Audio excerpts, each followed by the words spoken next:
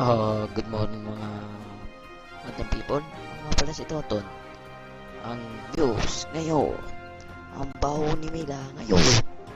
Ang baho-baho ni Mila ngayon. Woo!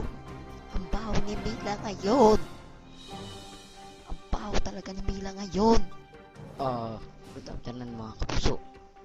Ako nga pala si Ison Beltran. Nagbabalita ngayon. Ang sabi po ni Tonton, si Mila mabaho. Ang kasawa niya si Severino ay napakabaho.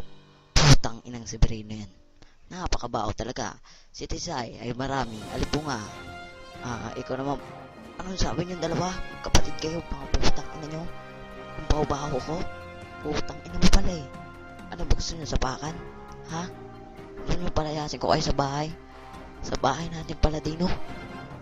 Tayo ang pinakamayaman sa Villacampo. Tandaan niyo yan. Ha?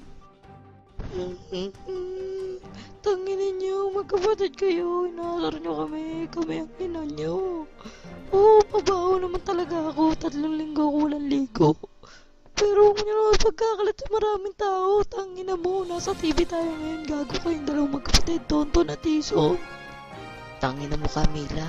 Ang daming iyak-iyak pang nalalaman. Tangina mo ka.